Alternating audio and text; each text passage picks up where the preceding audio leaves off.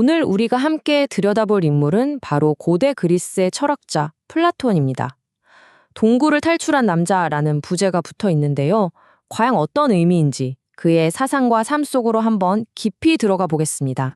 자, 시작부터 아주 도발적인 질문을 하나 던져볼게요.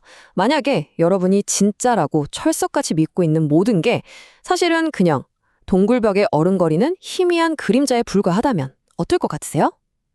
조금은 섬뜩하게 들릴 수도 있는 이 질문이 바로 오늘 우리가 탐험할 플라톤 철학의 심장부로 들어가는 열쇠입니다. 네, 바로 이 질문이 우리를 플라톤의 가장 유명한 아이디어, 그의 책 국가에 등장하는 동굴의 비유로 이끌어줍니다.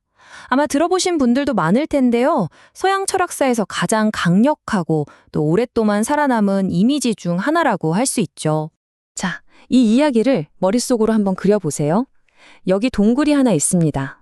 태어날 때부터 평생을 쇠사슬에 묶여서 동굴 벽만 바라보도록 고정된 죄수들이 있어요. 이 사람들 뒤쪽에서는 불이 활활 타오르고 있고요. 그 불빛 앞으로 온갖 사물들이 지나다니면서 벽에는 그림자가 생깁니다. 죄수들에게는 이 그림자가 세상의 전부예요.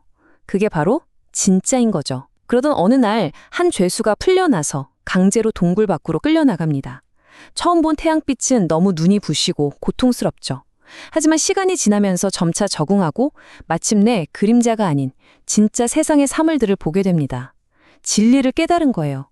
그는 이 사실을 알려주려고 다시 동굴로 돌아가지만 동료들은 그의 말을 믿지 않습니다. 오히려 그를 미쳤다고 조롱하고 심지어 죽이려고까지 하죠. 자, 그럼 이 비유가 대체 뭘 의미하는 걸까요? 이 표가 아주 명쾌하게 정리해주고 있는데요. 여기서 동굴은 바로 우리가 감각으로만 경험하는 이 불완전한 현실 세계를 뜻합니다. 그럼 그림자는 뭘까요? 바로 우리가 진짜라고 믿는 허상, 미디어가 만들어낸 이미지, 혹은 우리가 가진 편견이나 고정관념 같은 것들이죠. 그리고 저 눈부신 태양은 궁극적인 진리, 플라톤 철학의 핵심인 선의 이데아를 상징합니다.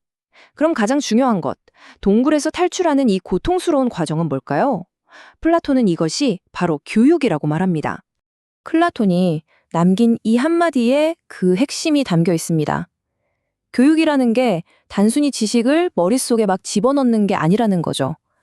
우리 영혼에는 이미 진리를 볼 수 있는 눈이 있는데 그 눈이 지금 어둠, 즉 무지와 편견을 향하고 있다는 겁니다. 교육의 역할은 그 눈의 방향을 빛, 즉 진리를 향하도록 확 돌려주는 것이라고 본 거죠. 그렇다면 이렇게나 강력한 비유를 생각해낸 플라톤은 도대체 어떤 사람이었을까요? 이제 그의 생각에서 그 자신으로 한번 초점을 옮겨보겠습니다. 어쩌면 그의 삶 자체가 동굴을 탈출하려는 하나의 고통스러운 여정이었을지도 모릅니다. 여기 타임라인을 보시면 그의 인생에서 가장 결정적인 순간들이 넣어 있습니다.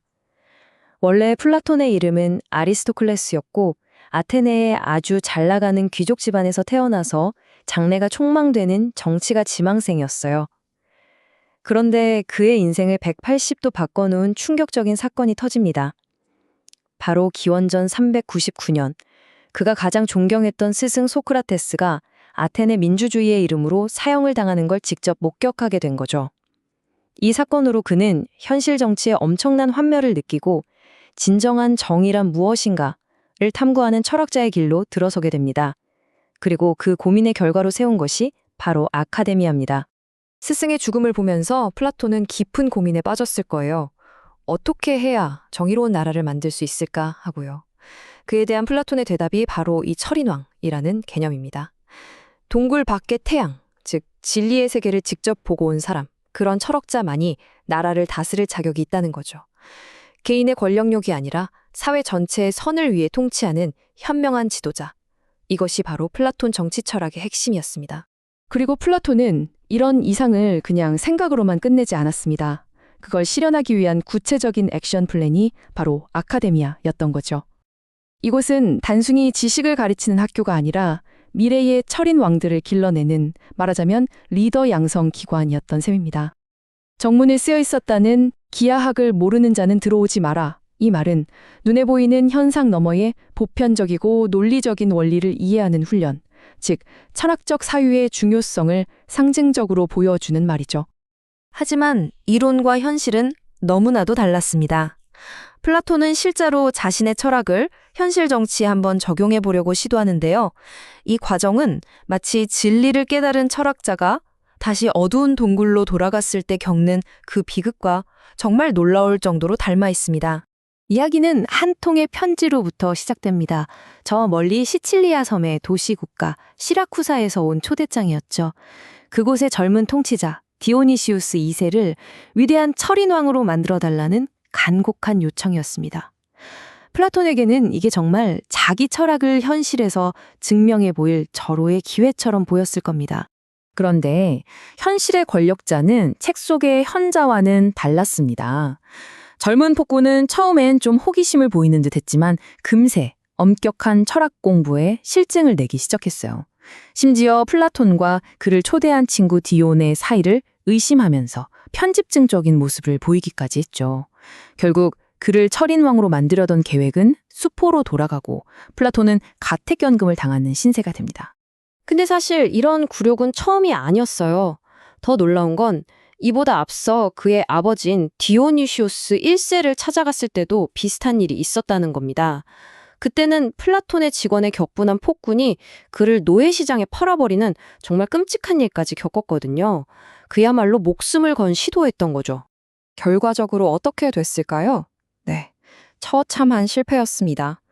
플라톤은 겨우 목숨만 건져서 시라쿠사를 탈출했고 그를 초청했던 친구 디오는 나중에 권력을 잡긴 하지만 결국 암살당하고 맙니다. 이 뼈아픈 경험을 통해서 플라톤은 저 높은 곳에 있는 순수한 이데아의 세계와 욕망과 배신이 들끓는 정치 현실이라는 동굴 사이에 얼마나 거대한 간극이 있는지를 온몸으로 깨닫게 된 것이죠. 자, 플라톤의 인생에서 빼놓을 수 없는 또 한 사람이 있습니다. 바로 그의 가장 똑똑하고 뛰어난 제자 아리스토텔레스죠.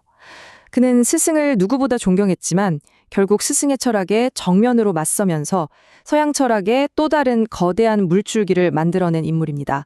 이 표를 보시면 두 사람의 차이가 한눈에 들어오죠. 라파엘로의 그림 아테네 악당을 떠올리시면 쉬워요. 그림 중앙에서 플라톤은 하늘을 가리키면서 진짜는 저기 위에 있는 이데아의 세계야 라고 말하는 것 같고, 아리스토텔레스는 손바닥을 땅으로 향하면서 아닙니다 스승님, 진리는 바로 여기 우리가 딛고 선 이 현실 세계에 있습니다 라고 말하는 것 같죠.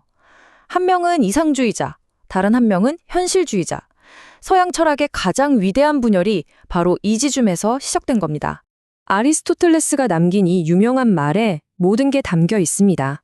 스승 플라톤은 너무나 소중하고 존경하는 사람이지만 진리를 탐구하는 데 있어서는 그 어떤 권위보다 진리, 그 자체가 더 중요하다는 단호한 선언이죠. 스승에 대한 존경과 학문적 독립을 동시에 보여주는 정말 멋진 말인 것 같아요. 자, 생각해보면 정치 실험은 실패했고 최고의 제자는 다른 길을 갔습니다. 그런데 왜 2400년이라는 어마어마한 시간이 흐른 지금도 우리는 여전히 플라톤을 이야기하고 그의 책을 읽는 걸까요? 그의 진짜 유산이 무엇인지 마지막으로 한번 살펴보겠습니다. 그의 영향력을 아주 압축적으로 보여주는 정말 유명한 말이 하나 있죠. 바로 서양 철학 전체는 플라톤에 대한 일련의 각주에 불과하다라는 말입니다. 이게 무슨 뜻이냐면 그 이후에 나온 거의 모든 철학자들이 결국 플라톤이 처음 던졌던 질문들에 대해 자기 나름의 답변을 다는 방식으로 철학을 해왔다는, 그만큼 그가 철학의 의지를 설정했다는 의미입니다. 결국 우리가 플라톤에게서 벗어날 수 없는 건 그가 던진 질문들 때문입니다. 우리가 눈으로 보는 이 세계가 전부일까? 더 깊은 진짜 현실은 없을까 하는 질문 말이죠. 또 안다는 것, 지식과 올바르게 행동하는 것, 윤리, 그리고 정의로운 사회를 만드는 것, 정치가 모두 연결되어 있다는 생각, 그리고 어떤 정부가 가장 이상적인가에 대한 탐구까지, 이 모든 거대한 지문들이 플라톤에게서 시작됐다고 해도 과언이 아니죠. 물론 오늘날 대학의 원형인 아카데미아를 세운 것도 빼놓을 수 없는 그의 유산이고요. 자, 이렇게 플라톤의 삶과 사상을 따라서 동굴 안팎을 함께 여행해봤습니다. 이제 다시 맨 처음의 질문으로 돌아와 오늘 이야기를 마무리할까 합니다. 알고리즘이 정교하게 큐레이션해주는 뉴스피드, 그리고 점점 더 현실과 구분하기 힘들어지는 가상현실에 둘러싸여 살아가는 우리들. 어쩌면 우리도 플라톤이 말했던 것과는 조금 다른 아주 세련된 형태의 새로운 동굴 속에서 살고 있는 건 아닐까요? 한 번쯤 진지하게 생각해 볼 만한 질문인 것 같습니다.